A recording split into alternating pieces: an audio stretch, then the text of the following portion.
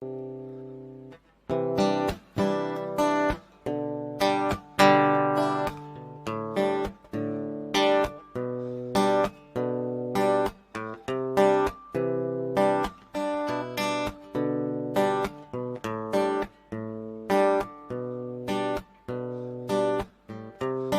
the Lord of sea and sky, I have heard my people cry, all who dwell in dark and sin, my hand will save. I who made the stars of night, I will make their darkness bright. Who will bear my light to them? Whom shall I send? Here I am, Lord. Is it I, Lord? I have heard you calling in the night. I will go, Lord, if you lead me. I will hold your people in my heart. I, the Lord of snow and rain, I have borne my people's pain. I have wept for love of them, they turn away. I will break their hearts of stone, give them hearts for love alone. I will speak my words to them. Whom shall I send? Here I am, Lord. Is it I, Lord? I have heard you calling in the night. I will go, Lord, if you lead me. I will hold your people in my heart. I, the Lord of wind and flame, I will tend the poor and lame. I will set a feast for them. My hand will save. Finest bread I will provide, till their hearts be satisfied. I will give my life to them. Whom shall I send? Here I am, Lord. Is it I, Lord? I have heard you calling in the night. I will go, Lord, if you lead me. I will hold your people in my heart. I will hold your people in my heart.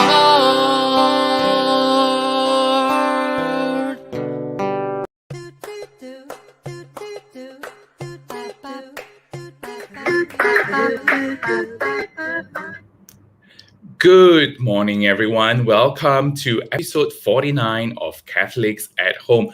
With me, Jonathan Poon, aka JP, your host for this morning. That was a beautiful rendition of Here I Am, Lord, sung by Mark Edward from Christus Aman.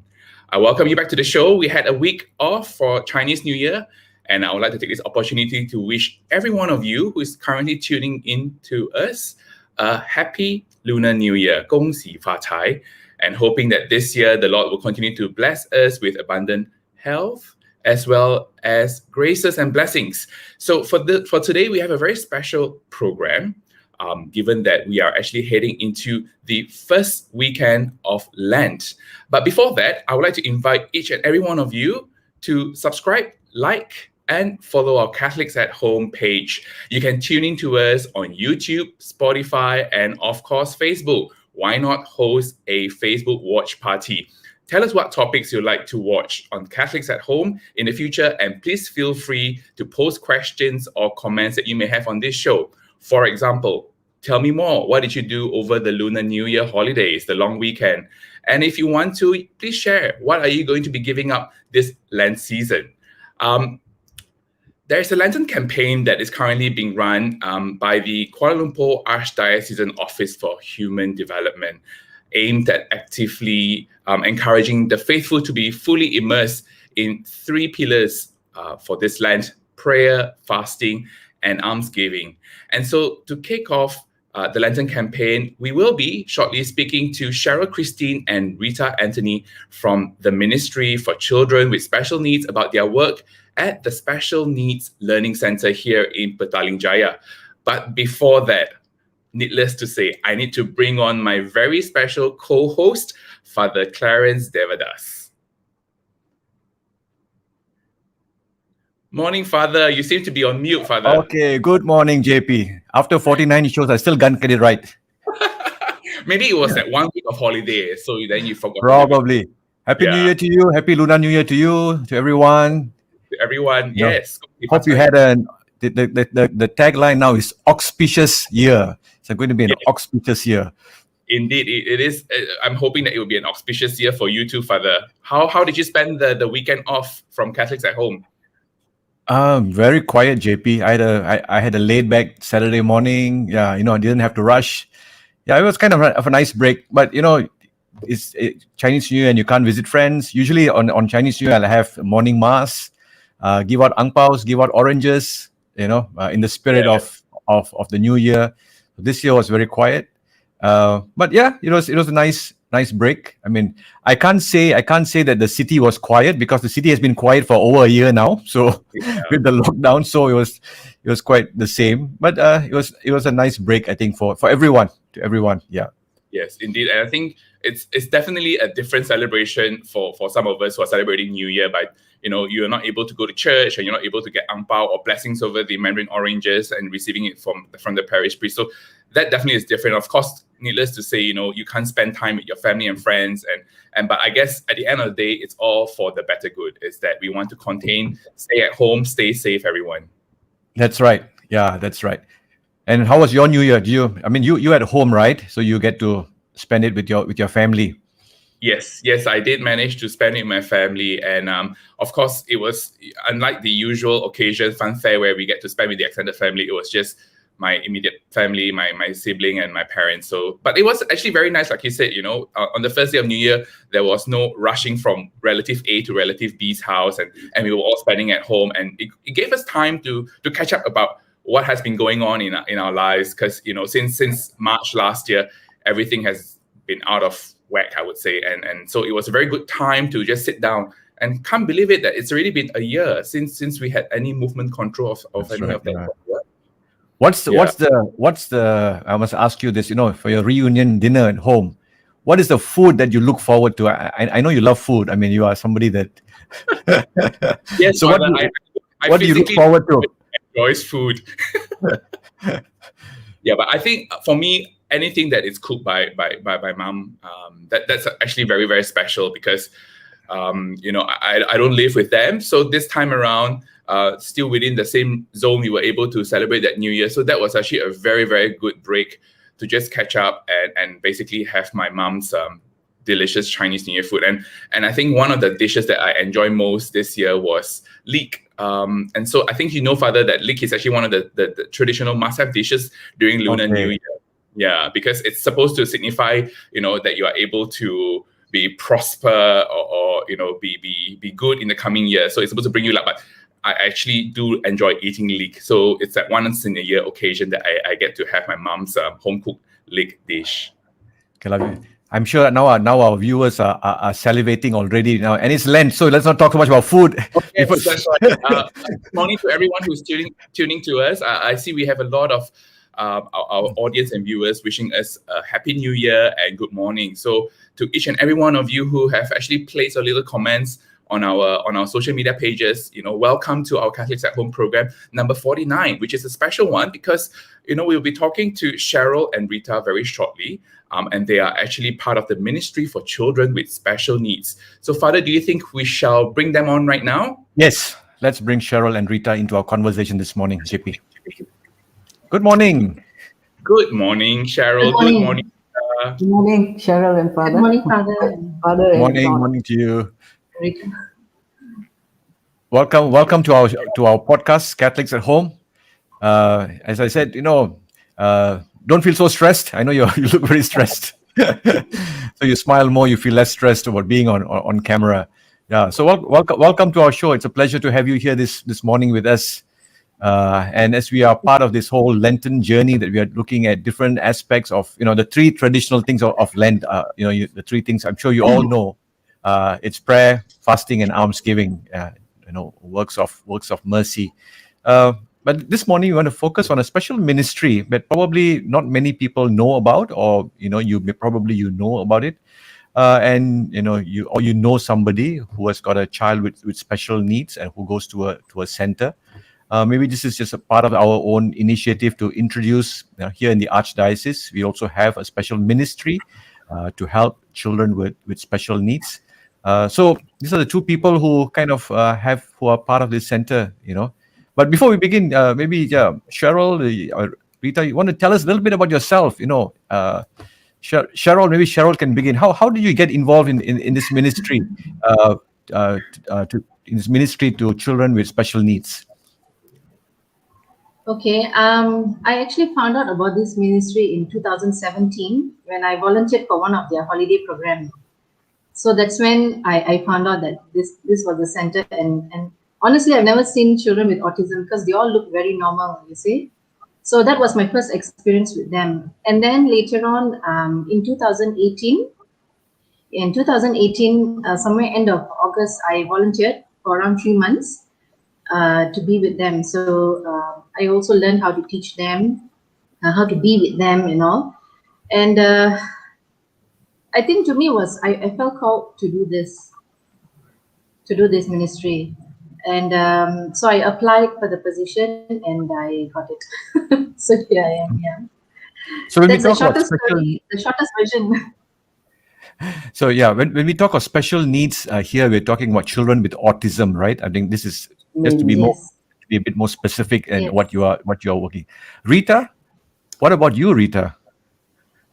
Okay. I think my story is a bit long, but I try to make it short. I'm a mother of a young autistic man. My journey started from the day he was diagnosed with. So normally, back in the 1990s, there was very little help or resources available at that time. So, like many parents, and I was also doing the same from one therapy session to another therapy, but still we were not getting a grip of our children, or rather of my boy at least. So at the same time, we realized that whatever help or centers that were available were too expensive for ordinary families. So it was a juggle. Still, we are going in circle, and in some families, we have engaged foreign consultants to come in to help our children. And they brought in this program called ABA, Applied Behavior Analysis. that helps us to have some grip over our children. And see, while I was meeting all these families, I realized many of them were like in my situation. So that is how I brought some of the families together. And then even before we started SNLC, we used to bring these children on a Sunday afternoon. There were 4 families, I remember. We used to do play, just play with our children, because play is not something that comes naturally for our children. So we used to do play therapy. We used to play with them. Then we brought in some food, and then we had shared food with them, made them eat we ate together and things. One led to another, to get the story going. So these families, the 3 families, were the founding parents of SNLC. It's not me. So that is how we, the 3 families, we realized that what we needed was a routine program for these children. There were many things, we were going to schools, we were doing things, but we felt the need for a routine, structured program. And to do this, we needed a base. We needed a place. And that is how we went to seek the support of the church. And that time was, we went to see Brother Rogers Anthony, the then director of the National Office for Human Development. And we shared our problems, the needs. It took us several meetings. It was not instant, it was several meetings with him, and project papers, we have to rewrite it. And that's when, in July 2001, we started SNLC with the blessings of our late Cardinal Soto Fernandez, His Eminence Soto Fernandez. And we started the classes with one full-time teacher, that was Rachel Sebastian, and me as a full-time volunteer. So your involvement is basically because you found a need, because you had a son who needed attention. So it would seem that it comes from your own experience of having to find something and to get parents involved in this. Would that be right? So I guess it's your own, Yes. You're looking for something. Because I saw the need, and I saw the need of the others who were also struggling together. Sure. We had similar problems, and that's how I felt we came together. The 3 founding parents, I like to mention them. That is Mr. Alfred and his wife, Dr. Eileen, Francis and his wife, Annie, and Senti, my husband, and myself. We founded the committee, rather the management committee or the founding committee. For the last 18 years, we worked on this. Okay. It sounds like when you first started, Rita, it came out of a need. And so how eventually the SNLC started to where it is today? Was it through word of mouth, or did you connect with other parents who had similar challenges in terms of finding a place for their kids? Yes. Yes, John. It is from the needs of our families, like the 3 families at least. And then we had no advertisement, no brochures or anything. It is just word of mouth. People heard of us and they came to us. And when they come to us, the problems are almost the same. Okay. So that's how the center grew from 4 students to, there were many. Yeah. And so, Cheryl, coming to you, at present moment for the SNLC, I understand that you are actually the administrator for the center. So how many students are there currently enrolled in the SNLC? Okay, for SNLC, we currently have 8 students, and we have 1 teacher. So I also teach in now because we actually lack of teachers. So I have to also step in, yeah. And we are doing it online now because of the MCO. So out of our 8 students, 3 of them we are able to do Zoom with them. We are able to do Zoom classes with them where the parent sits with them. But the rest of the 5 students, we actually have to do, we basically have a weekly WhatsApp video call with them, and we tell them what they need to do. So the parents, after learning from us, they will actually do the therapy with the child. And once they've done, we will normally tell them take a video and send it to us so that we can see whether it was done correctly or not, and if there's any improvement, or how do we actually upgrade that particular therapy or teaching for the child. Yeah. Well, if I go back to before the MCO, what would an ordinary day be like for a child that comes to the center, a child with special needs? What would an ordinary day be like? What would they do from the time they arrive? Like, okay, so when they come in, of course, we have a place for them to put their shoes and put their bags, and then they come into their classes. We use schedules for them, which are actually visuals of each subject or therapy that they will be doing for the whole time that they're going to be at the center. Okay, so when they come in, normally we'll have to run through with them. Okay, so this is what you're going to do today. You're going to do English, then you're going to do motor skills, then you're going to do structured play, things like that. And then we will start one by one. The reason why we do this also because children with autism, they need to know what's going to happen next. And when they don't know, that's when sometimes the behavior can come out. You see, because they are anxious, they don't know what's going to happen next. So when you have a structure like this, they will see the structure and they know, okay, so this is what I got to do next, you know. So even if it's a subject that they're not very happy about, we can, it's a form of like, we can motivate and tell them, okay, even though you don't like this, but after this, you've got something interesting to do. So it gives them a motivation. Okay, so I'm not going to be stuck on this for so long. I've got something else better to do after that I enjoy, you see. Yeah, so we follow that structure throughout the day. Even moving them, for example, when they have their break time, we have a snack time. They will actually move. So, for example, from the schedule itself, they will take the snack visual and they will go and stick it on the wall, the area where they will have their snack.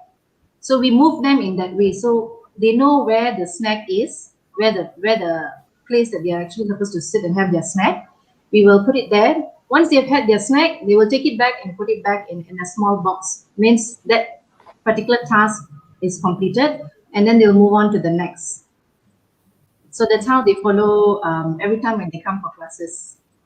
So when they do this after they leave the SNLC for the day, does it mean that the parents will also be taught the tools to how to manage their child at home as well using this systematic way? Yes, we strongly encourage parents to also use a schedule at home because that helps the child to know what comes after that. You know, including, for example, when they wake up in the morning, when they wake up, they do their bed, they brush their teeth, and then they change their clothes, they wear, they have their breakfast. Then after that, what do they do next? Maybe they help the mom to do a bit of work in the kitchen, help to carry some things, help to peel onions, or maybe help to dry the clothes, or help to put the dirty clothes into the washing machine. Whatever it is that the parents have for them, they put it in the schedule for the day. And then they've got break time, they've got play time. So everything, when you put it visually, the child is able to see, and then they'll be able to do that. You also, when the parents actually use this method, they don't have the child just sitting idle and not doing anything.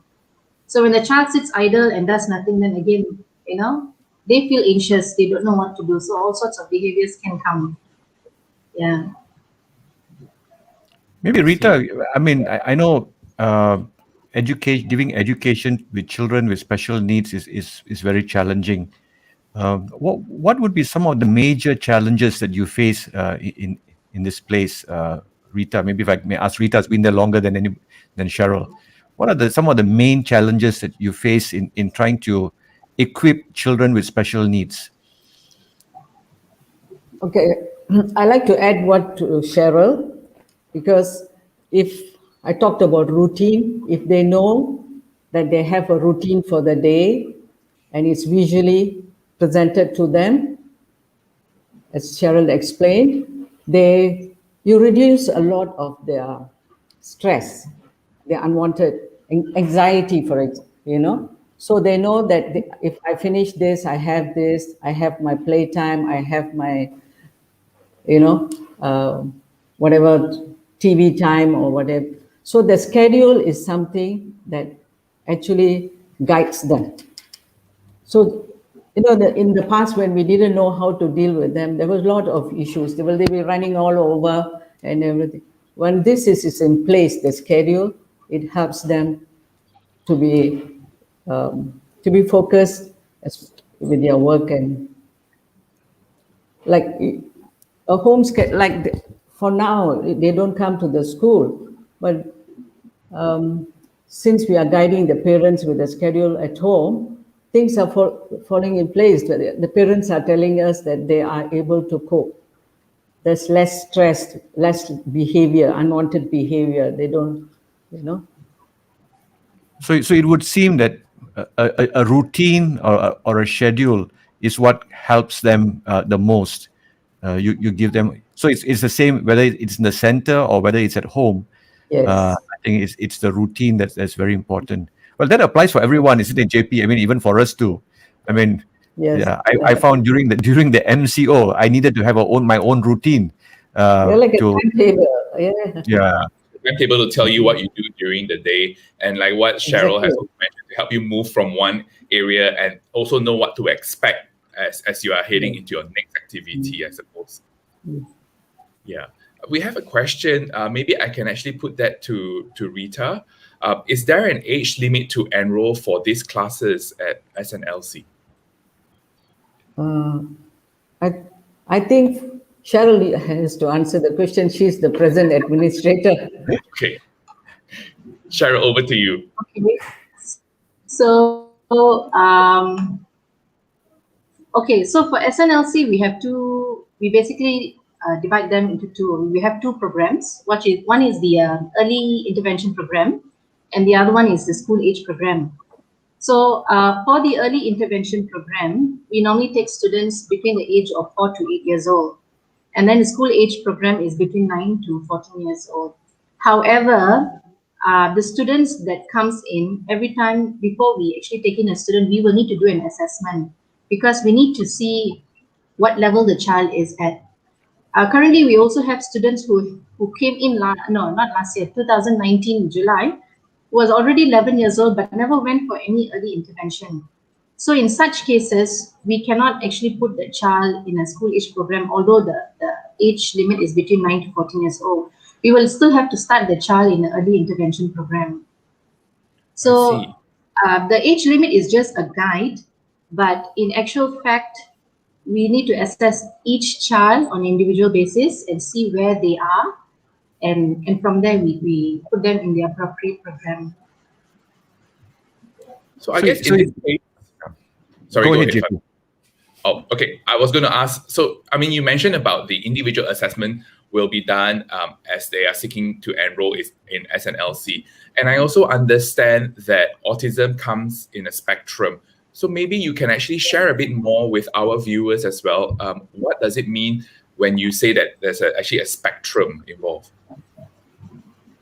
Okay, so basically autism is, if I put it in layman terms, it is more to how this child or this individual with autism perceives information. Because the way they think or the way their brain is wired is very different from a normal person. For example, okay, so I know my shoulders are located here. My subconscious mind knows that my shoulders are located here. So in the event someone hits me, and if they hit me hard, the sensors will go to my brain and say that, okay, it's hurting. And then my reaction is, ouch, you see? And then the next thing I would do is, my action is, I will either move away. But for these children, it's different. For some children, even touch could either be very painful for them, or they may not react at all. Same goes as emotions. So they do not know how to react. So actually, we have a subject that we teach them on emotions as well. Happy, sad, angry. You have to teach them basically. So if you ask me, I like to use the analogy of a computer. If you want a certain output, you need to program it in a way for that output to come out. If the programming is wrong, the output would not be what you desired. So it's like that because they are processing it in a very different way. So again, each child, the way they process is very different. So while we are teaching, there's a lot of observation that you actually look at the child and see how they are perceiving and understanding. If it's something that you're teaching and they don't understand, you got to break it down. So we have something called task analysis that you break it down even more further down to make sure that the child understands the concept before you can actually bring it to the next level. Yeah, so yeah, it's very different. They're very different the way they think. Also, can I add? Sure. Sure. Yeah, I think the assessment is basically what we see in the child is we use some guidelines like what are their preferences, what is their interests, and what are their needs. Basically, this helps us to understand, to help us with the program. Because what they prefer to do or their interest helps them to gain compliance with them. So basically, we look at these three main areas: preference, needs, interest, needs, and that's how then we support them. Okay. It is it's a very individualized program. We take them as who they are and what they can do, and that's how from there we build them from their very, very basic needs. So we use their preference, their interest, their strength in these areas to gain compliance and to work with them. So while we do this, sorry. No, While so we- who does this assessment for you all? I mean, if let's say a parent brings a child, you have help from some professionals to help you, or you send them somewhere to have them assessed in terms of their capabilities and how do you stream them? Yeah. It's a bit difficult question, Father, here, but anyway, what we try to do is going for assessment is quite expensive for these families to bring. But we always ask for a doctor's diagnosis. They have to be in the spectrum. So based on that, if they can afford to bring a psychologist's report, and basically that it will be good, but if it will be added to our work. But if they can't afford it, we can assess them as we take them through our work. We basically, as I told you, we look at what are their interests, the preference and interests and needs. Yeah, like you said, I think as the little that I've known and speaking to you also in terms of your center and the direction, you're currently focusing on the poorer families, the B40 families, because they can't afford basically sending them to a private institution. So it's difficult also to expect that they have a professional assessment done, and probably they can't afford to do that. Yeah, so it's like a service that you're offering. Do these parents contribute something for their child? Because I mean, I know you deal with the B40 families. How do you sustain this ministry? Perhaps the administrator wants to speak. Okay, so currently, basically most of the funds comes from Lenten campaign. That's how we sustain the whole ministry for the operations, the salaries of teachers and staff, maintenance and things like that. But the parents do pay a contribution amount because it is to give them dignity that, I am paying this and this is the service that I'm getting. We don't want to do it in a way where I just come and do it, but they don't feel that, this is my dignity. I'm paying you and I deserve to get that service back. So that is the whole idea of them. And also, it also gives you a sense of responsibility. I'm paying, so if the school tells me, if the ministry tells me that I've got to do this homework, I've got to do this at home with my child for 2 days, then because I paid the money, I will also do the work and make sure, so basically it's around that. But so majority or the full amount definitely comes from the help of Lenten campaign. So this is I think this is for the benefit, JP. This is for the benefit of our viewers out there. So if you ever wonder, that yearly envelope that goes in our churches, your Lenten campaign offering, and you wonder where that money goes. So one part of that money goes to this center to maintain, because I guess parents from B40 families can't afford to pay the teachers or to run the center. So it's a contribution of the Catholic community and others who keep this ministry going. So I think So as I said, people always ask, how do we spend the Lenten campaign money? So this is a good thing to remind ourselves where this money goes to. Yeah. Yeah, I think you pointed out rightly so, Father. I think, Cheryl, if I can just ask, right? So with the contribution from the Lenten campaign, how are public able to perhaps assess or provide any support that they want to? I mean, currently, are there any other assistance that is provided from, with the exception of the Archdiocese, anywhere else? Currently no, but we do have sometimes, like for example, in 2019 we needed a few items, teaching items for therapy, and so I sent out a flyer, and so those who get the flyer, they will either send in the money and they say, okay, I would like to pay for this particular item and things like that, and then they will email the receipt to me, because all payment or all transfers should go to the Archdiocese Office for Human Development account, and then they send me the receipt, so I know that this particular transfer is actually meant for this particular item or what they're doing. Yeah, so that's how it is. And so during this period, for example, with the MCO you mentioned earlier on, and so did Rita, that the children do not actually come into the center. How has that impacted for the families of B40 with regards to having their children have access to the tools that they would normally have at the center? How has that impacted them? Okay, it was actually very challenging because when the MCO started last year, we were actually caught off guard. It was in the midst of our school holiday, and then we couldn't go back to the center.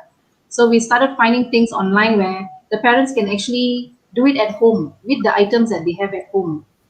Then the MCO got extended, and then when we came to CMCO, we were able to go back to the center. So what we did was we actually so before I go there, every year we have a plan for the child.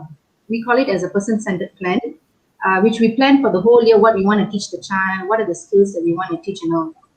So when we went to the center during the CMCO time, since we already had this plan, so we picked up whatever items that was, or teaching materials that was needed, and then we bundle it up and we send it through each family, each parent via Grab. And then the teacher was actually teaching them each one by one. Okay, so what this particular item, how do you do? What therapy can you do with it? So it went on like that. And then mid-August, end of August last year, we were able to reopen again, but for a very short period of time. And then we went back again to CMCO, I think. So this year, what we have done is, some of the children have really progressed. So 3 of them, actually, we were able to teach them via Zoom. But the problem is, because they all use their handphones to actually participate in the class. So, when your screen is very small, they've got to strain their eyes and look at it. And it's very difficult because for these children, you have to make the lesson interactive. So when we use Zoom, we try to make it interactive where they are able to actually drag and move pictures or, circle things like that.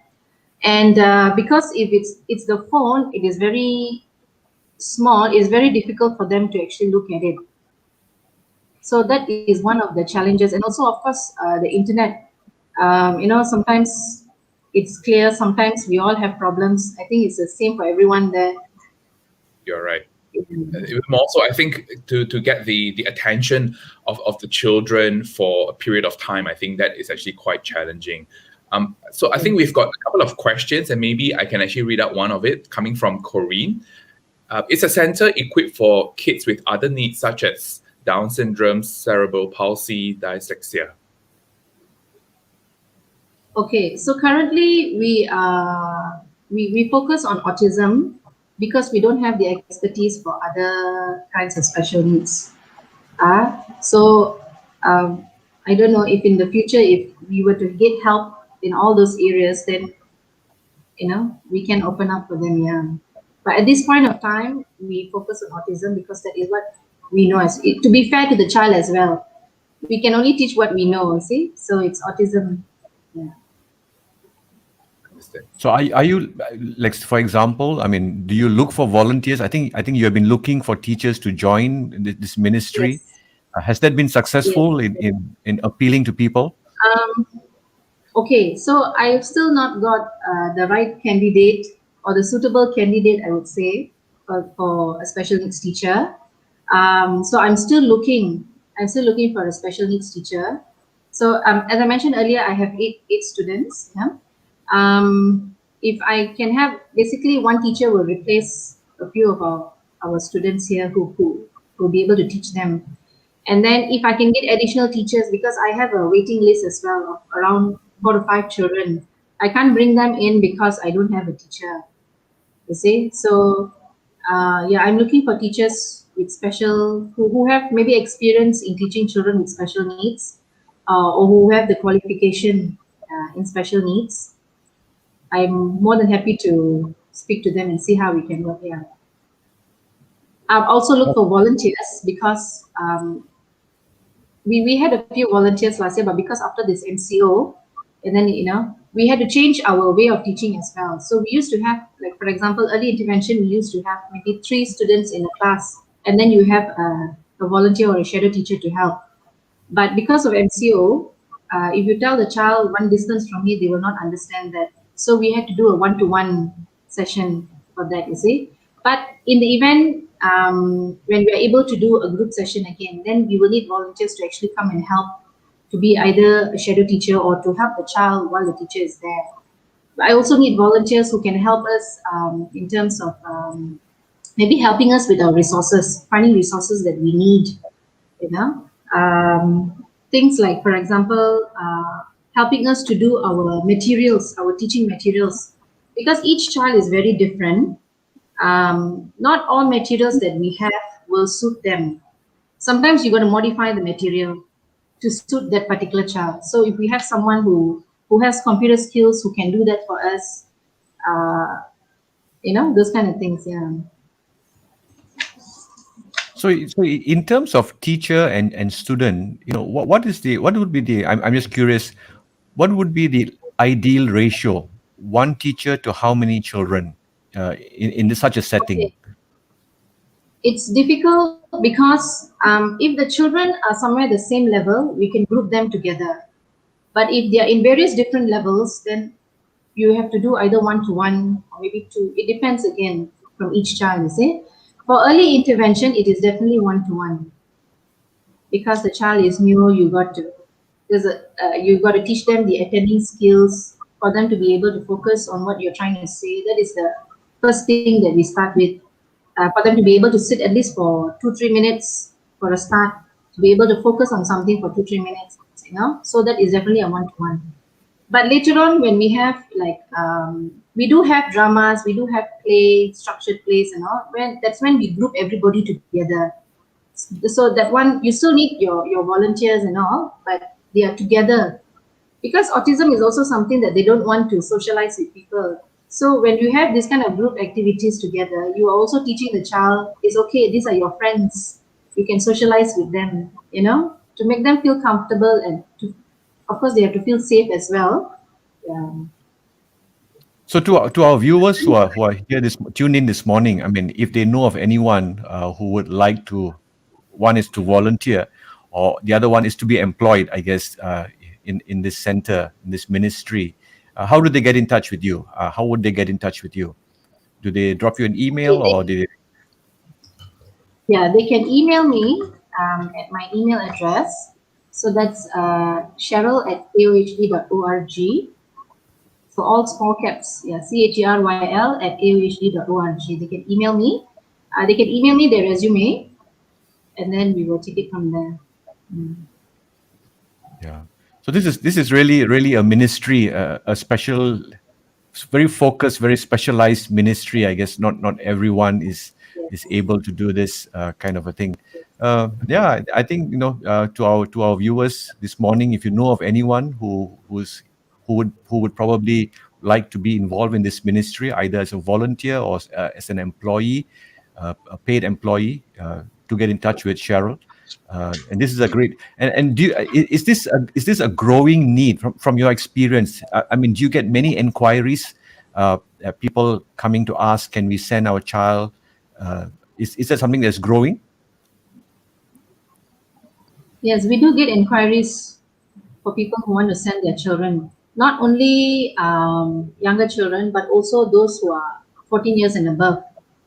So for 14 years and above, we have actually it's the second phase of SNLC, which is a vocational center. We teach them more of vocational skills like gardening, cooking, shopping, carpentry, things like that. Something that they'll be able, a skill that they'll be able to pick up and do.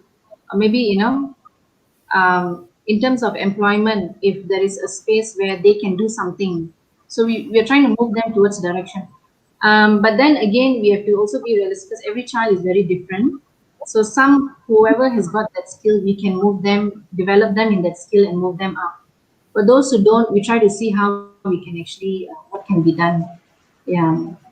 So I suppose So a the child. most important. Sorry, go ahead, Cheryl. The end result that we want to do is for children who are not able to get employment or not, we want them to be able to be independent within their home environment itself.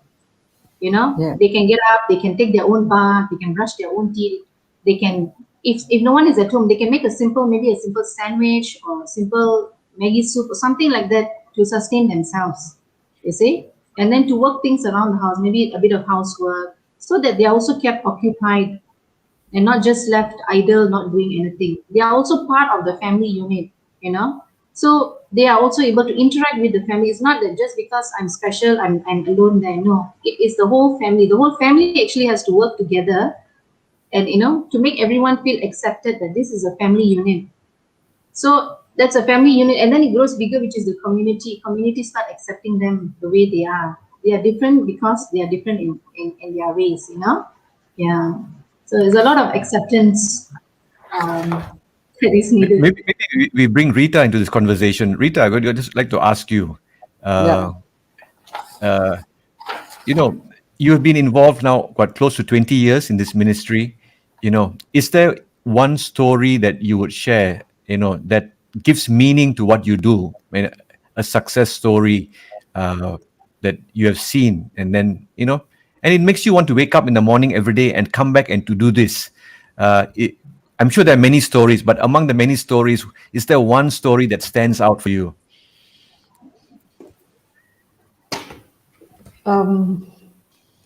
Yeah, Father, I think when we talk about success, it is how you measure again. How do we measure success with these children? For me, it's like if you are talking about the small children, especially those now we are supporting in my past, it is very little progress that when they make, that makes bring some, make some changes to you in your belief. Like some of the present kids that we are supporting now, when they make, they learn to take instructions, for example. When you are talking at a very, very a child with very difficulties that they have when they come to us, very little things that we can see when they learn to take instructions, when they start to learn to have table compliance, learn to follow you.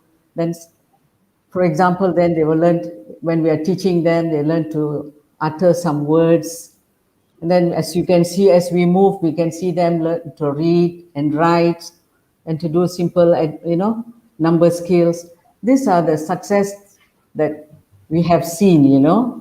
And of course, there were another group of children that were able to catch up, you know, they will pick up the, and they were doing good with their learning skills.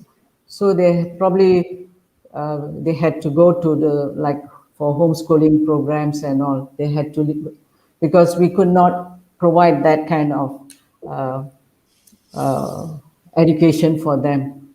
So there's two levels of children, one with intellectual disability and one without it. So the ones that without, a couple of them, we will have helped them move on. And those who stay with us, like Cheryl just shared, that we take them from the early intervention to school age, and from school age to the vocational training program. The vocational skills are a few skills that is in the thing that where we help them not only with skill training, but we also teach them how to be part of a community, where they learn to use community facilities, like shopping. So all that together, to teach that skill, we need to teach the vocation, the behavior that is required to be out there. So, you know, in a shopping area. So in the past, that students that I have dealt with, they were good in the sense that they used to go out shopping every week, once a week shopping.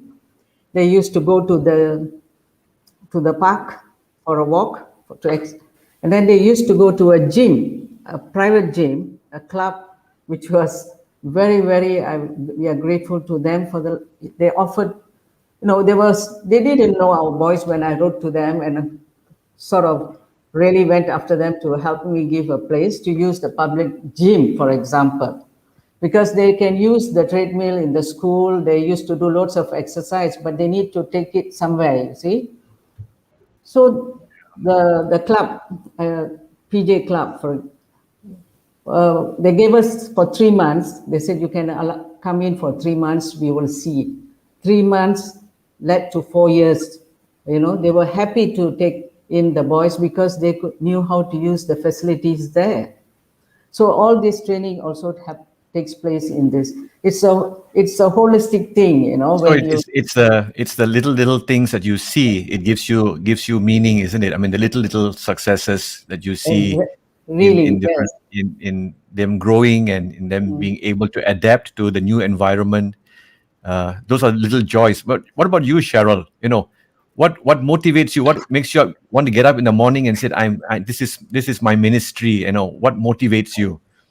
I think this is something that we all can hear, because sometimes when we wake up early morning to go to work, for a lot of people, I have to go to work today, you know. But, you know, this is a very challenging ministry. JP is admitting, you know, this is a very challenging ministry. And what motivates you every morning to want to do this? I used to be like you, JP, in my past words, yeah. So I can understand. I think for me, it drills down to me because I believe that every child must be educated, however they are. Education, it is their right to be educated, you know. So whether they're special or not, it is our responsibility as adults to educate them, to teach them the right way so that they are able to sustain their life, to have a dignity and move on, you see. When I first saw these children in 2017, this was actually my first encounter with them, because I've never seen children with with autism. They all looked normal to me, but then I realized that they were still different in their ways, you see. And then in 2018, when I came and volunteered, so I helped a teacher to teach. I was like a shadow teacher there at the time, so I was helping to teach. And I'm trying to get them to move fast, but everybody is like, you know, taking their own sweet time and doing things. And I realized it was me because I come from a very fast moving environment. So I have an expectation that I want them also to move fast, but no, yeah, just like so. I had to tell myself, no, Cheryl, you have to slow down, not them, you know. So it was like that. And even their way of thinking or learning, sometimes I look at myself and I reflect. Sometimes I'm also like them, the way, you know, I want things to be structured. I want things to be organized. And they too need things to be organized. They too need things to be structured because that helps them. That reduces the anxiety. You see, so I reflect myself and I tell myself that this is an opportunity for me to actually help these children. It is a very different, it's actually a total 360 degrees change from my past experience to here. But I'm really enjoying every bit of it. I'm learning a lot, and it gives me a lot of joy. I don't know how to explain this, but it's just a lot of joy that I'm doing something that is worth it, is worthwhile. Yeah, I see a lot of hope in it.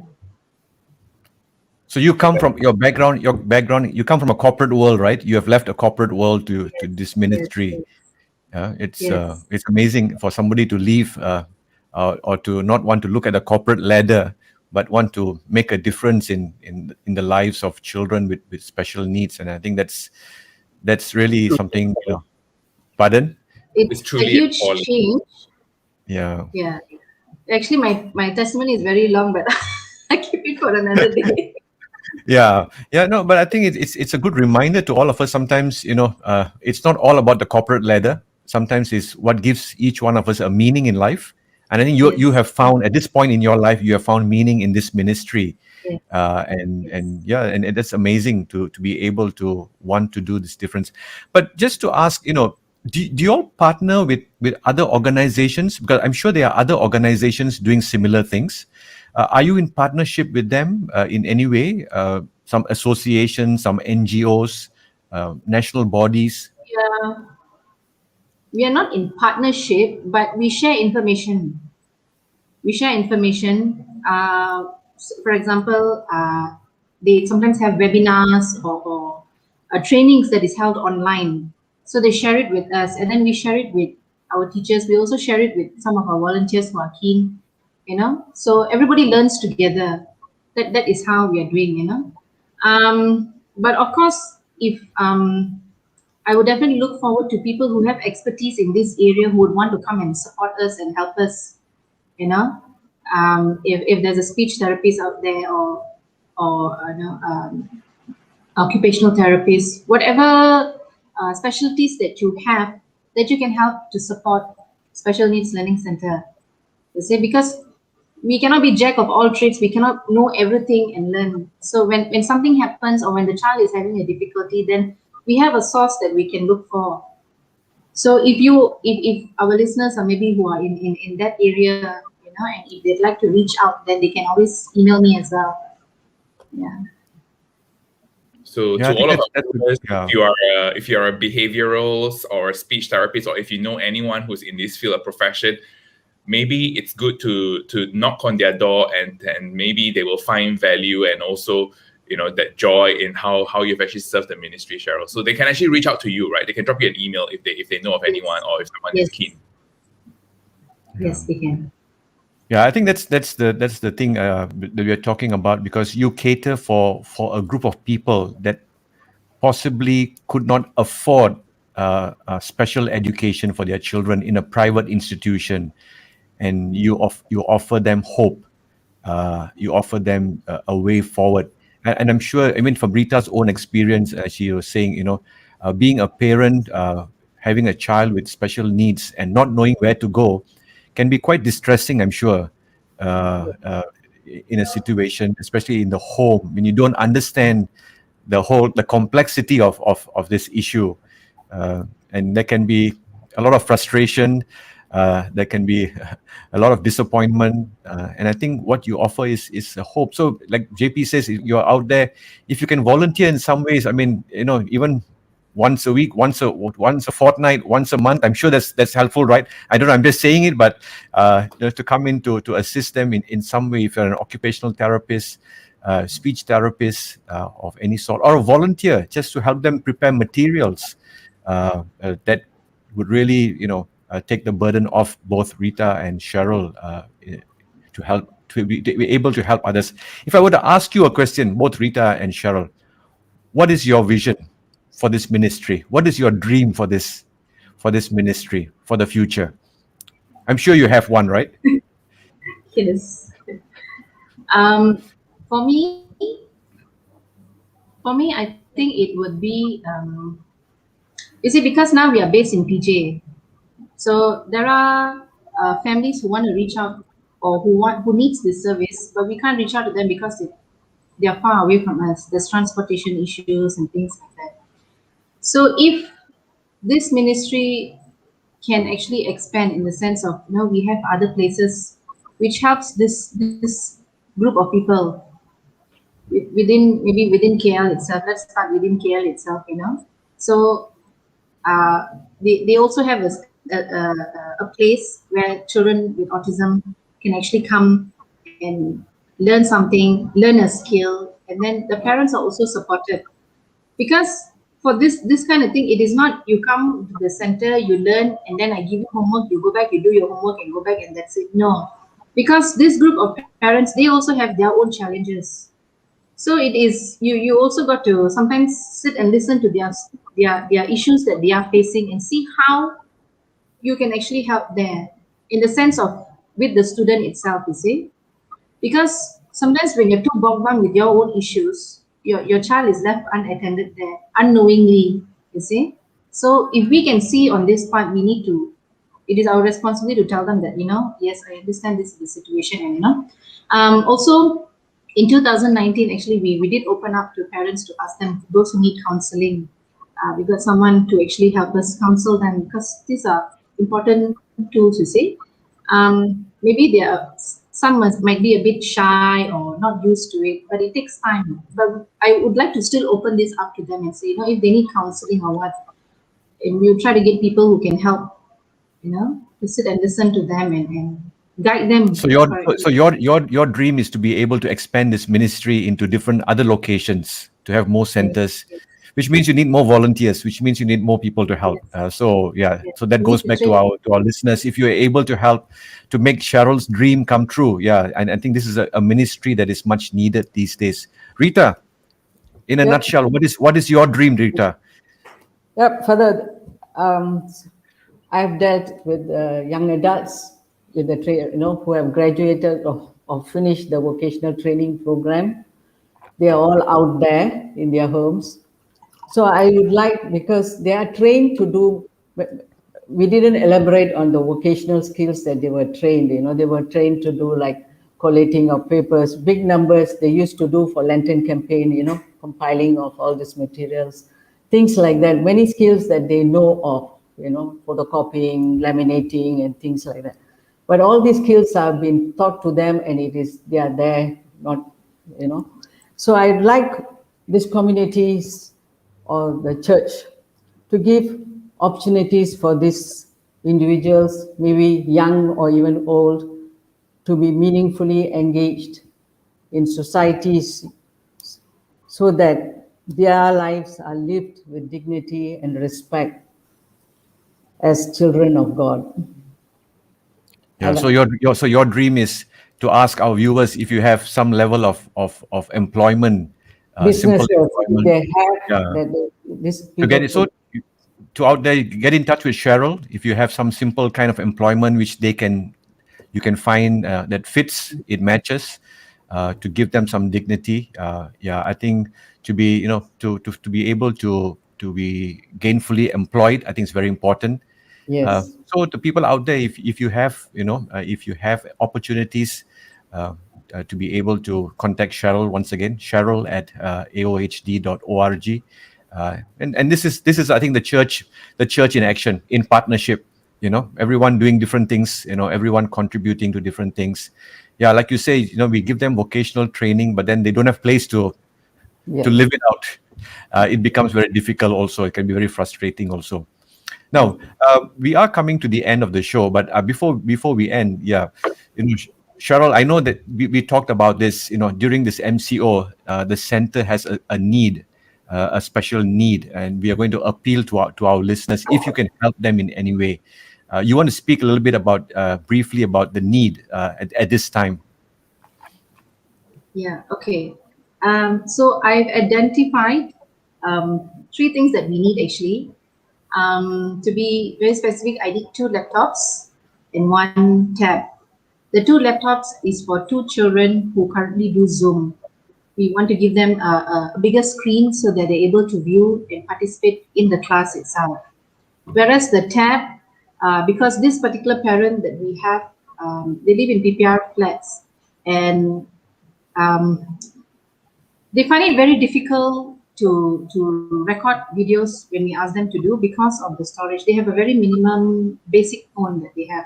So they're not able to record the work that the child does at home in order for us to see and review.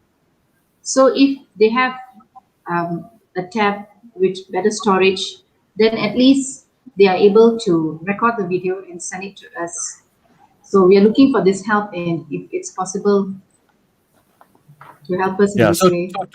To our viewers out there, if you want to help Cheryl and the ministry, so very specifically, they are asking for this assistance in terms of, we know that, learning online, it's even for an adult is very challenging. When we have all these meetings, I'm sure JP and all, it's not easy. But when you have a special needs child who needs to be able to engage with a screen, the child needs more than just a phone screen, a larger screen to help. So if you're listening to us, if you're able to help them, if you have a tab at home lying there, not doing anything, I mean, not a broken one, but, one that can serve their need, or laptop, if you can contribute.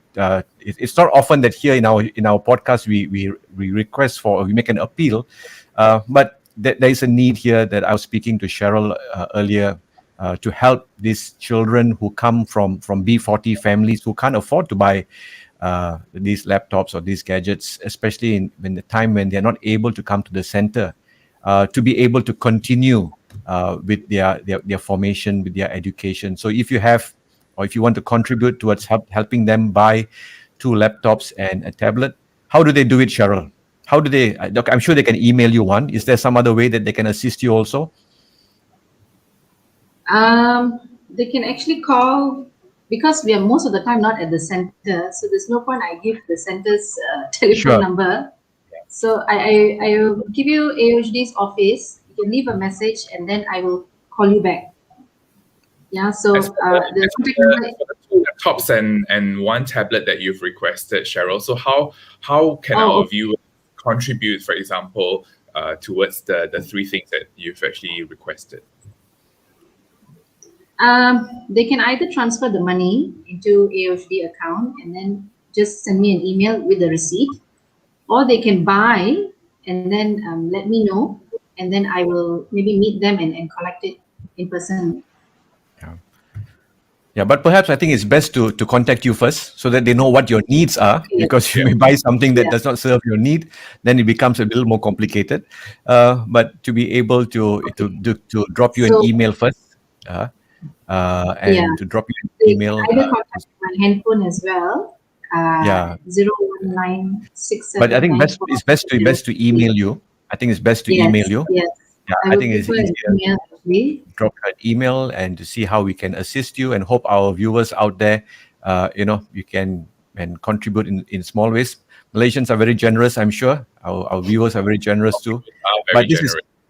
But this is to help these children with special needs who need. So if each one, can contribute a little bit, I'm sure by the end of this month, or hopefully, you will get your 2 laptops and your tab also to help these children with their education.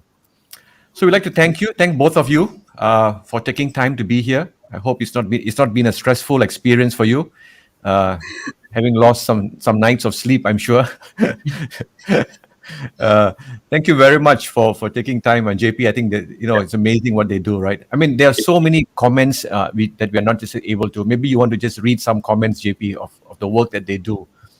We've actually got a few comments that have come in, and I think generally they are in awe and in gratitude for what you have done, Cheryl, what Rita, the both of you are doing for this special needs ministry. Awesome work from Angela. God bless you both, Rita and Cheryl, and your team and families. Thank you, Angela, for that. We've got Jacqueline that said awesome. And we've got Maria Danker, prayers and hope for daily little miracles for autistic children and their families. And coming in from Josephine, it takes a special person, Cheryl and Rita. Bless you both. So I think we've received a lot of really overwhelming comments. But just to recap, Father, if I can, on our wish list from this morning's program. So at the top of it, we are looking out for 2 laptops and 1 tablet. A speech therapist, behavioral therapist. If you're out there watching this, or if any one of you are watching and you know someone who does this, please feel free to drop an email to Cheryl at aohd.org, and we can take it from there. It's truly a privilege for me to speak to Rita and Cheryl amidst their busyness, to take time to share with us about this special needs ministry this morning, Father. Thank you to Father Terence and John for allowing us to use this platform to let everyone know that we exist, and to support us in the ways that they can. Thank you very much. And I know from all these messages that are out there, I think, I hope it gives you more inspiration to wake up every morning to know what you're doing is very meaningful. Yeah. And to also remember that, we have just started the first Lenten campaign of this season, and there's a lot more that will be coming up. And I think all of our viewers will be able to get more information from the AOHD website as well. Thank you, Father and John, for having me. I also like to take this platform to thank the many, many people during my time who have helped and contributed in many, many ways. Thank you to all of you. Thank you very much. Thank you for being here this morning. Indeed. And so, JP, we have you want to talk a little bit about, we have a special show next Saturday. You want to let the viewers know? I heard, Father, you're going to be putting your special hat for a special program next weekend. So to all of our viewers of Catholics at Home, for next week, we will be having a special program, and it's not going to be at 10:30 in the morning, but it will be at 8:30 p.m. on the 27th of February. And we will be speaking to a very special guest, and it's none other than YB Hannah Yeoh, Member of Parliament Segambut. And it's a Saturday nightlife themed session where we'll be talking about domestic violence. And as you can see there, we've actually put out a poster, Silent Screamers, Domestic Violence and How to Help. So stay tuned next Saturday, 8:30 p.m. right here at Catholics at Home. And so before you go, don't forget to like, to subscribe. I noticed this morning we have about 3,100 subscribers. And our aim is to get this to 4,000 at least before the end of Lent. That is going to be our effort. So do send out to your friends, invite your friends to subscribe to our YouTube channel. And hopefully we can all together go to the next milestone. And it's very important because the next Saturday would be our 50th episode. So I guess I must wear some party hats lah. So to celebrate number 50. To celebrate 50th Catholics at Home episode. That's right. Yeah. Thank you very much, JP. The Willing Hearts platform, Father, we can talk a bit about that as well. It's actually a marketplace, and I think we featured this 2 weekends ago. So Willing Hearts is actually a marketplace where there are people that are offering services, products, which you can actually go in. So if you would like to find out more information, it's on Facebook, Willing Heart. So if you would like to go in and see what is it all about, do so right after this. So thank you very much, everyone. Thank you, JP, for having me to co-host with you. To all our viewers, have a good week and a good start to the season of Lent. Prayer, to wrap up with a prayer as we head towards the first weekend of Lent. Sure. In the name of the Father, Son, and of the Holy Spirit. Amen. Dear Lord, we thank you for this conversation this morning. We thank you for the ministry to the children with special needs. We thank you for the gift of people like Rita and Cheryl who dedicate themselves to help in this ministry, and the many others who are involved in helping children with special needs, to give them dignity, to give them life. Lord, we continue to ask you to bless them and bless each one of us too as we enter into this season of Lent. May our hearts be renewed and transformed and be changed by the love that you offer us through the cross of your Son, Jesus Christ. We make this prayer through Christ our Lord. Amen. In the name of the Father, Son, and the Holy Spirit. Amen. Thank you, Father. Thank you to all of our viewers. Thank you so much for tuning in. Bye, everyone.